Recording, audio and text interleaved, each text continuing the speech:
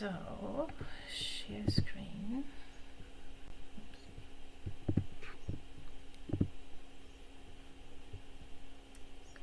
Hopefully that Recording in progress. is working. Great.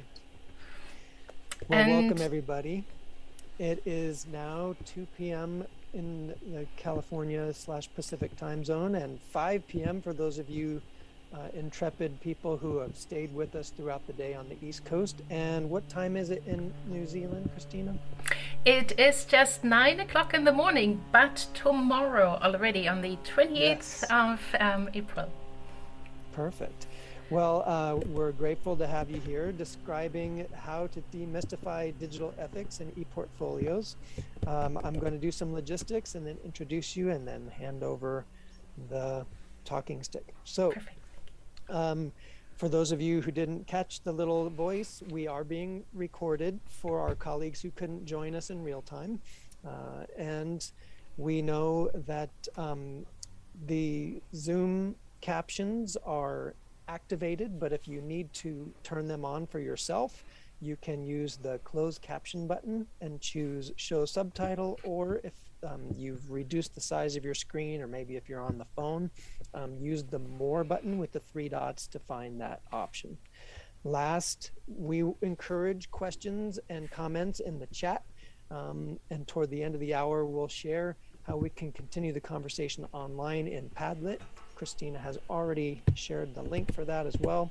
So without further ado, I'd like to introduce Christina Hufner from Catalyst, and she is working on Project Mahara and other great things out in New Zealand. So Kristina, take it away. Thank you very much, Kevin, for the introduction, and also, of course, for organizing or co-organizing the Peralta Equity Conference right now and over the next 3 days. It's really fantastic to be amongst this wonderful community again and share some of the work that I've been doing over the last year together with a lot of other people, and kind of give you a little bit of an update through today's presentation, Demystifying Digital Ethics in ePortfolios. The links to the presentation are online. The first one is just for right now. So if you go there, you can click links immediately and the slides will advance while I'm talking. Under presentation resources, you will have access to a download PDF version of the slides, and then in the Padlet, you can put your questions, in particular after the session if you have any. And right now, it would probably be good to focus on the chat. So please do have your fingers ready on the keyboard, because there will be some questions for you during our session today. Now I just need to make sure that I'm also getting to the other slides. So as Kevin said, I'm Christina Hufner, and I live in Te Whanganui Atara, Wellington, Aotearoa, New Zealand. But as you can probably guess from my accent, I'm not a native Kiwi. I was born in Germany and lived there for the most part of my life, and then also in a couple of other countries for various times before moving down south to the kind of almost bottom of the world in Aotearoa in the middle of 2010 to start my job at Catalyst, which is a software development company. We have offices now in a number of parts of the world because Kiwis tend to travel, so they kind of go overseas and then they like to stay, and so we've had the opportunity to open offices also abroad. And since 2010, I've been working on the Mahara project, that is an open source ePortfolio platform, because Catalyst pretty much only works with open source software. So we develop open source software like Mahara, and we also help create websites and other applications for our clients based on open source software products, therefore giving them more control over the platform itself, and especially also where data is going. So a lot of the things that we are talking about in the context of digital ethics and also equity can actually be done via open source software. And so I'm in a very privileged position to be working with a team here in New Zealand on a platform that is used around the world by educators in order to create, maintain, and also showcase their professional work and also their personal learning in the software Mahara. Since September 2019, I've also been a member of the Digital Ethics Task Force by AAEEBL, the Association of Authentic, Experiential and Evidence-Based Learning, that works quite a bit with ePortfolios. And that organization is based in the United States, but the community is also international, which is fantastic to see what similarities there are, but also what differences there are across the globe in terms of ePortfolio practice. And so what I'm presenting today is predominantly work that we have done in the task force over the last almost 3 years in regards to digital ethics, because that is our conference topic. Many of you don't really need an explanation of what, or a definition of what digital ethics is, but just as a small refresher and to kind of get us into today's session and what we are looking at, because with digital ethics, of course, we are looking at online programs, software, and also how people interact online. So I'd kind of like us to get into that frame of mind, because today's two big terms are digital ethics and ePortfolios. So Writing Commons has a very simple, nice, short definition of digital ethics, also referring to ethics itself, and says that because ethics refers to the way groups and individuals relate to, treat, and resolve issues with each other, digital ethics then encompasses how users and participants in online environments interact with each other and the technologies and platforms used to engage. And so all the things that we are doing online. Now, the second big important term in today's session is ePortfolios. So, what is an ePortfolio for you? Do you already have experience with ePortfolios? Please use the chat or unmute yourself to briefly share what you think an ePortfolio is, either for you, or if you have a formal definition, or if you just have an inkling.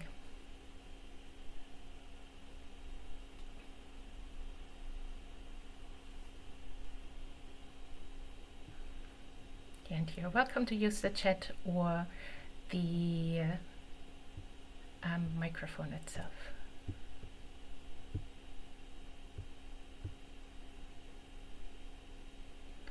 I see a couple of people in here who will probably know really, really well what portfolios are. So please do feel free to share your insight. I'll chime in, Kristina. Thanks, Kevin. Even though I'm no longer in the role of online teaching and learning manager at San Francisco State, we were the ePortfolio Center of Excellence for the Cal State system, where we really worked hard to help a number of disciplines, encourage students to showcase their work, meet different outcomes at the course and program level, and also share their work with people who may not know a whole lot about the academic setting, especially those first generation students who wanted to share what they were learning and doing with family and friends and community members back home. So I'll mute myself and see if anybody else wants to share how they are working with ePortfolios at their organizations. Thank you very much, Kevin. And you've mentioned actually a lot of the things of what ePortfolios can be, because there's just a really wide variety. And so you said showcasing learning, sharing that with others in the institution, but also outside, and also looking at that learning and providing that evidence. Mm-hmm. Hi, Christina. Hi, This is Gail. Gail. Hey. I'd also like to add another perspective, and I think a portfolio, whether digital or the big book, I think it requires conversations around learning, and it brings an audience in to share what you know and how you know it. So it kind of gives authenticity to the evidence that you've collected. Wonderful. Thank you very much for bringing up the conversation, Gail. That is indeed also for me a very important aspect, because we often learn from our engagements with others and can therefore enhance our own learning through that. And then we also have a comment from Arcadia. Online portfolios for projects and experience. Showcase your work in collaborations. Yes, definitely the showcase is a big aspect of it. We also have learning portfolios and developmental portfolios or assessment portfolios. So portfolios can really cover a wide range of scenarios where they can be used in order to exhibit that authentic experience and the authentic evidence that was collected during an experience. So for me, kind of in a way, all the things that you can do in an ePortfolio culminate in 5 activities, of which Gail and Kevin had made references to already. And so I'd just very briefly like to share them with you. And in English, we have the advantage that they all start with a Z, so that's why they are the 5 C's for me. But before we can actually really have a portfolio, we need to create that evidence, or the evidence needs to be done so that we actually can put something into the portfolio. And that can be done in very different ways, either an actual experience that is filmed, or you speak, or you take a photo, or you write something. And then when we get into the portfolio is there to collect all of that evidence. So you could imagine it's kind of like a big box where everything goes in that you've experienced. However, the very important part then for the portfolio activity comes in during the curation of that evidence, because oftentimes we don't really want to or should be sharing everything that we've done, because that's could be quite overwhelming to somebody who's viewing our portfolio, because there's just too much going on. And so the curation allows us to narrow things down to the important aspects, and also to help us reflect on that learning evidence in order to put it into context, to make connections between the different experiences, and therefore really make it clear what we actually want to say in a particular portfolio. And then, as Gail said, we have conversations on the portfolio. And be that if you have a ring binder, then you might have that conversation in person, whereas when you're online, you might have a conversation in comments or on a chat, but also still have the opportunity to converse in person around the portfolio. And through that conversation, you can also connect with other people. And depending on the portfolio platform you use, you might even be able to create collaborative portfolios or engage in wider community of practice conversations. So a lot of possibilities there to work with portfolios in a different way to normal assigned tasks or assigned activities in the classroom that are graded. Now, putting all of that together, we have the digital ethics principles in ePortfolios that AAEEBL has created over the last 3 years. And there we are looking at how can we create portfolios that follow digital ethics principles, because it's such an important aspect of the work we do and things that we need to be aware of. And I put the link to the principles into the chat for you to go to. And so you might think, wow, there are 13 principles altogether. Isn't that a bit hard to do? And how can we get digital ethics into ePortfolio practice? Well, this is what I'm going to look at with you over the next few minutes.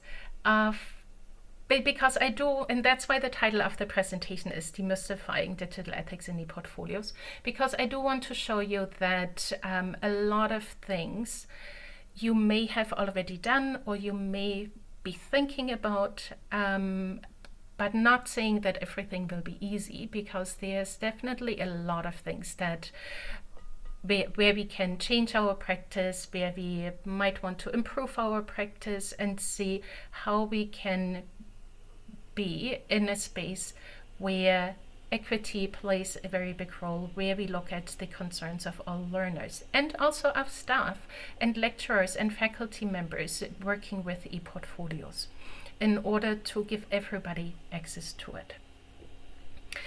So let's look at the principles themselves, and please do feel free to put your own thoughts to these answers into the chat, and we can get to them as time allows. The principles are not really in an order. I've picked one that kind of made sense to me for this particular presentation, but they are not really numbered on the website officially, because what we wanted to avoid is to make it look like one principle is more important than another.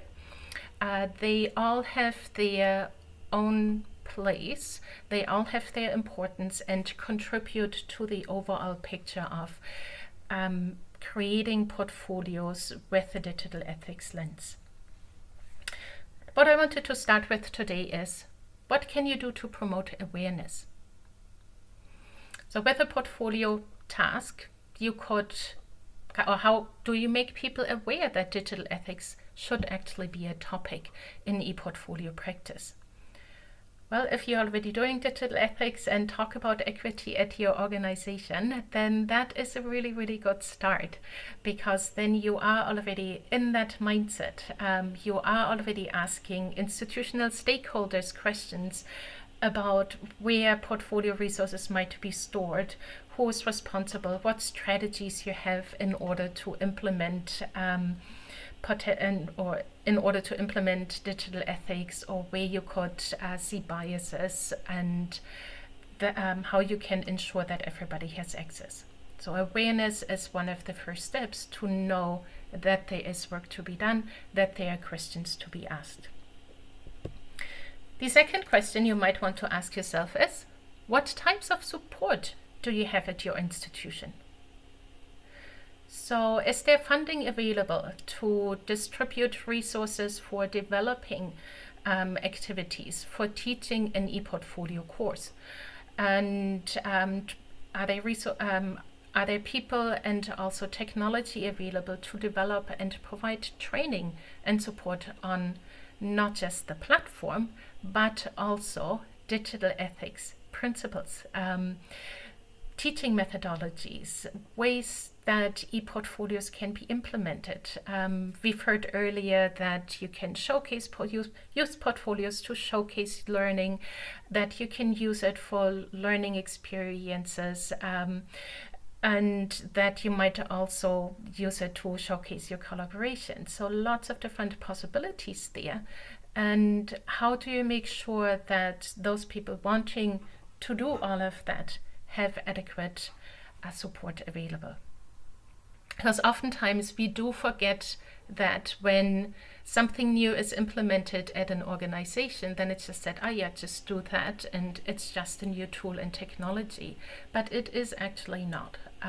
If you haven't worked with portfolios before, there's quite a bit of thinking that should go into the conversation, because there is a shift of how to organize students, how to work with them, and that should be recognized.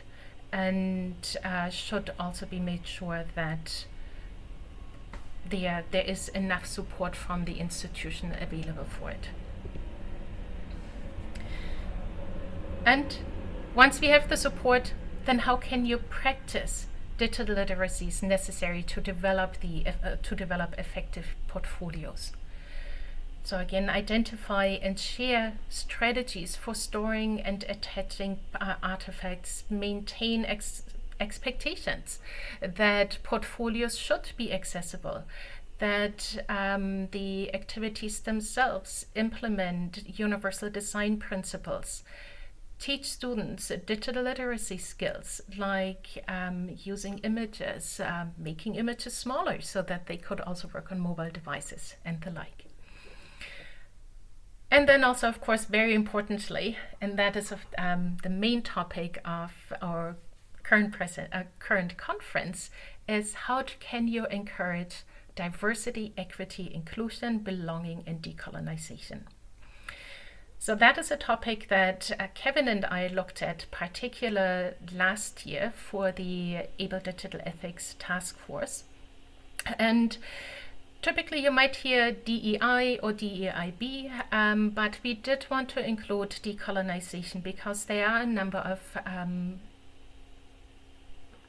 questions that should be asked in that context and not just muddled up in the other words and in the other concepts.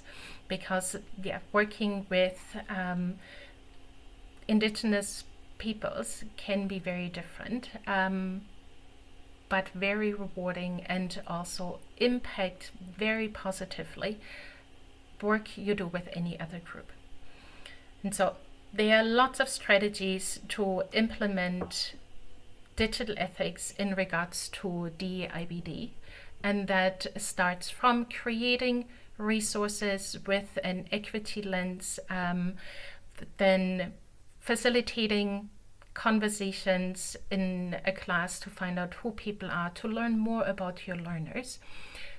Also providing support and resources for students and educators, encouraging students to ask questions, but also being mindful that some people might not want to share everything of themselves, and therefore setting really, really good expectations at the start when implementing these ePortfolio activities in order to make people feel safe and welcome. And a lot of the things that we've looked at for this principle came actually out of conversations that Kevin already had within the Peralta Community College environment and community, which then helped us shape that principle and see how that can be applied to ePortfolios. And we've kind of talked about support and practice, and support has also come up in the principle for DEIBD, and so in a way it all culminates in making labor visible. So how do you make the labor visible that goes into the creation of activities in the portfolios?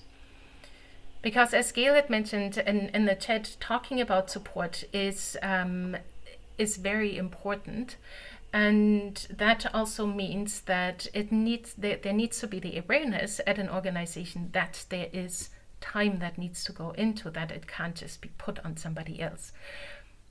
What I don't want to do is kind of make you fearful that implementing ePortfolios is such a huge thing that you shouldn't be doing it.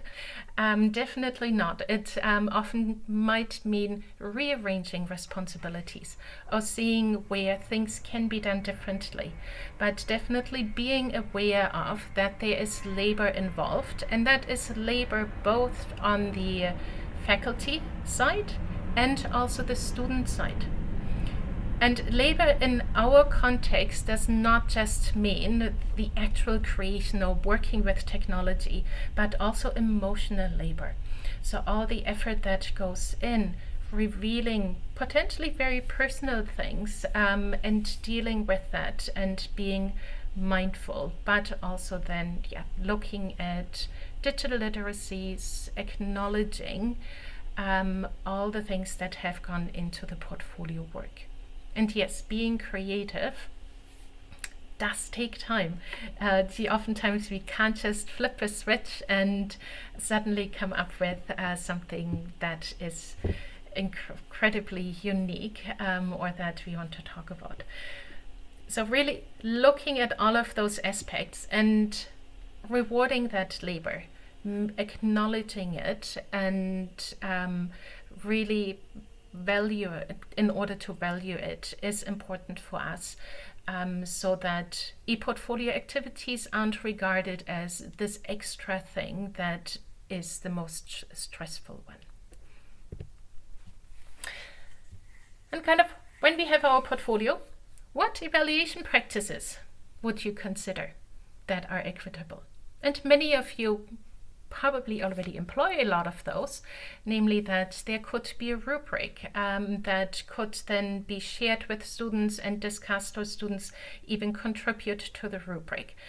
But rubrics aren't just the only thing, so do look at what evaluation mechanisms can be developed that are informed by research, aligned to the learning outcomes of a particular course or even just a class, and include input from multiple and diverse stakeholders, for example, so that the activity is really integrated and the portfolio work is integrated rather than standing on the side where students and faculty might not really know why they are doing it. Now we are getting to a few more technical principles that are not less important, though, than the more pedagogical ones. And yes, Kevin, evaluation practices could also allow people to showcase different knowledge traditions. Because what we especially as in our software development for Mahara, what we typically see is that because it's online, a lot of people write text. But that may not be the best way of expressing themselves if they are from an indigenous culture where there's a lot of oral history, lots of oral storytelling.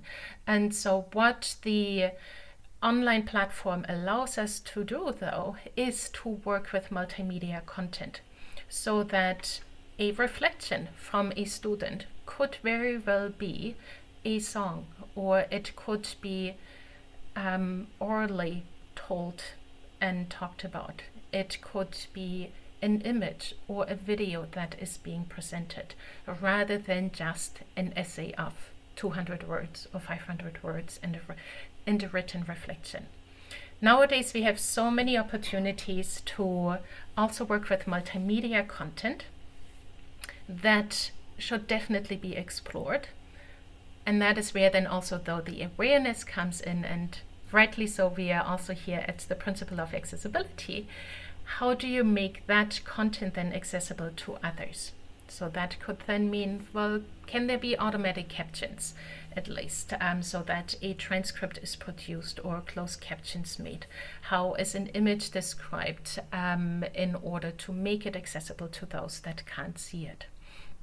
So lots of questions that should already be asked right now of educators and also students when they produce content. So those principles are often not even just inherent to ePortfolios. We are just looking at it from the lens of the ePortfolios and where the most impact could be, and also where we can provide ideas of how to work with them. Another very big question is, how do you ensure equitable access to technology? Not every student might have a laptop or desktop computer available, or might have a stable internet connection. During the pandemic, oftentimes we've heard that students were parked out in their cars in parking lots and fast food restaurants in order to complete their homework, because that was the only place where they had internet, because it was free Wi-Fi. Also, how can we let students know there are there's technology available by an organization? And also, is the technology that we have access to suited to work with the electronic platform that was selected for ePortfolio use? Closely related then also is, what tools do you use to check cross-platform compatibility? These days, some people might only work on a phone or on a tablet rather than a desktop or laptop computer. How do you go about ensuring that the ePortfolios that are created can be accessed on those devices? Do you give students strategies on hand? Do you teach them about digital literacies and how they can make sure that their content is also accessible somewhere else? Because they might not really know what a viewer of their portfolio has access to in terms of device. And one thing that has already been quite established, I think, in the academic landscape is to look at how to respect author rights and reuse permissions and what tools you have available. And that goes all the way from advocating for student ownership of ePortfolios and portability post-graduation so that they can keep their content, but also being aware of students knowing what the rights of an institution are when they are creating a portfolio, or if they are creating a portfolio for an employer, and obtaining then consent for using that, or consent for using a shared portfolio that they might have created with 2 or 3 others in a group. And also when they're using pictures, kind of knowing, can I use the picture? Is it all right to grab that picture from an online resource? Is it a Creative Commons licensed picture and the like? So really making sure that we are respecting people's rights on the content that they have created on their intellectual property. And something really for using a platform online, and ePortfolios aren't the only one where you should be asking that question, but anything that is being used. But in particular with the ePortfolio, where we could be sharing quite sensitive information and personal insights that might not really be going public all the time, can students on the platform that you use actually decide with whom they want to share their portfolio? Do they have private settings available where they can distinguish with whom they want to connect, with whom they want to engage in their work, or is it a blanket permission level, one size fits all? And therefore also really looking at prioritizing maybe portfolios that do have a very comprehensive permissions framework in order to allow for that flexibility, giving students the power to decide with whom they want to share something. And following on from that really is also where and how is your content stored? Typically, let's be honest, when there are terms and conditions and privacy policies written on a website and we register for an account, often we don't really take the time to read through every single word very closely, but skip to the bottom, click the agree button, and then go on. But do you actually know what is written in those things then? Do you know where your data is stored? Does the data storage conform with, in the United States, FERPA, or maybe even HIPAA if you're in a study program that works with, say, psychologists or is in medicine? How do you know where the content is, and then also who has access to it? Is it stored in a country that has fewer privacy regulations than are expected from your organization? And what does the provider say about that? Can you influence where your data is being stored? And that also goes into, did you give consent to the data usage? So we've gone from the data is stored, but do you know who else has access to that beyond the people you have given access to the portfolio? Because, for example, if you use an online website, a tool that is freely available where you can create an account, oftentimes there are ads involved, ads on pages, on any pages. And that then also means that there's a connection back to that ad provider. So what sort of information is then sent back to them? Is that something that works with the privacy policy at your organization? Or if you're keeping a personal portfolio, is that something that is ethically okay with you? Or should you be looking for an application where you have more control and where you also see more which connections are made to other places? And those were the 13 principles that we have for digital ethics in ePortfolios at the moment. Right now we are in the process of revising a number of those and combining them, because you might have heard while I was talking that there's quite a bit of overlap between certain principles. And so we of course also want to make it easier for them to be understood and to be worked with. So that's why it is very important then to iterate over them and see what can be changed, adding new things and removing things that might not be relevant anymore. And earlier I asked, is it hard to implement digital ethics in ePortfolios? And the question was, if it were easy, everybody would be doing it, I guess. And so really it is very important to, very important to keep going and do what you have already started, and start maybe with a small step and then evolve from there. So here in the picture you see 3 climbers. One is ready to go and all set to take on the next step. The other one just needs to take a little break and sit down. And then there's a third one of whom we are not really seeing so much, but he seems to be, or that person seems to be talking to the second climber who has been sitting down. And so have conversations with people, take a break, take it easy, but then also progress when you're ready to go, and make that leap, go on and test things out.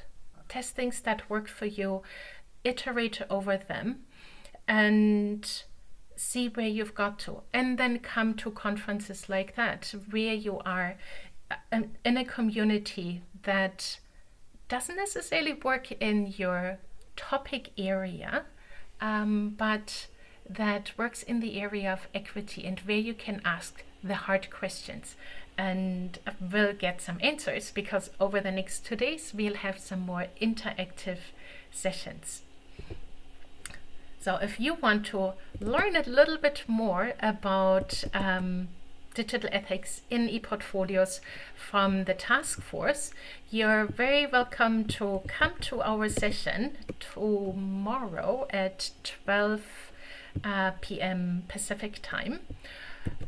Or then also in June there is an opportunity to specifically look at that support and practice principle and see where you might want to ask questions, what you have already tried, and what else you might want to do. And so if my clock is correct, we'll have roughly 7 minutes until the end of the session. So please do feel free to grab the microphone and let's have a chat. You took the words out of my mouth, Kristina. I encourage all of the folks here participating to share some ideas that you've got or questions that you have now that you've heard about the digital ethics principles. Where might be your first small step to get started with your own students?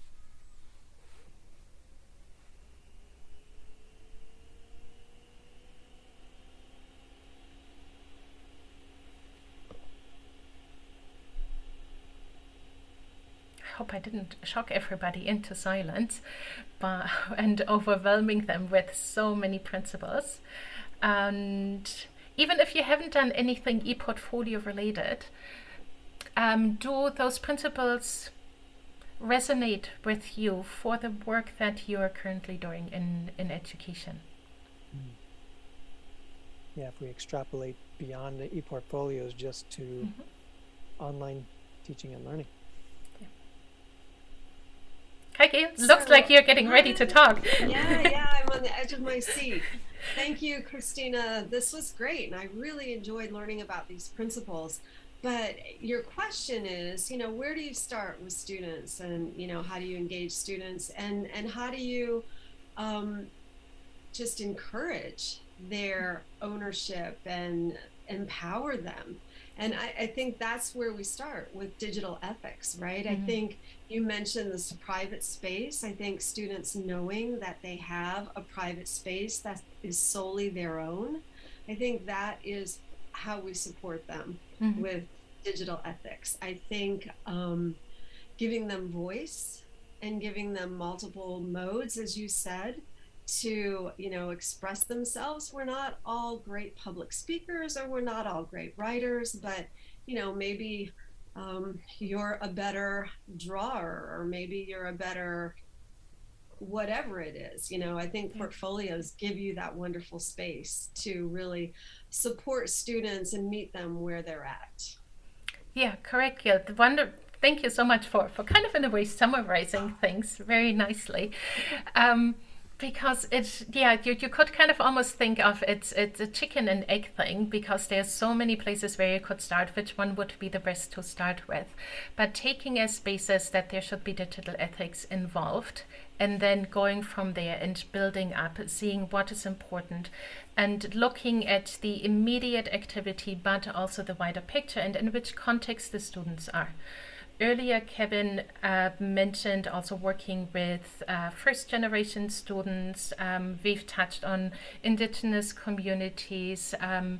And so there's lots of different places, and we can't just say, okay, what worked in this particular course might work in another one, or might work in the same course in a different country, because that is never going to work. So we always have to adjust to the local context. And by getting to know students, by knowing where the instructor comes from, all of those things are important, because we are not just blank pages, but we all have our experience that flows in of who we are. And sorry, I'm just going to add one more thing. I wonder if, I always try to look for the silver lining, and I have found a silver lining with COVID. And I think that silver lining is that we have employed this curriculum of care, and we've really tried to meet students where we are. We talked about the inequity of internet and all of that. And I think COVID has shown a light on some of these things, and we've learned how to address them. So, I think, and portfolios support our efforts in that regard, I think, so well. So, definitely. Yeah, so the last 2 years have really opened the eyes. Also, I think how portfolios can be used in assessment contexts. Because oftentimes when we have kind of students were expected to go on campus, sit an exam for 2 hours or longer, and then go away. But not everybody having internet access, or instructors might fearing, well, what can students see when they're at home, and do they cheat and all of those things?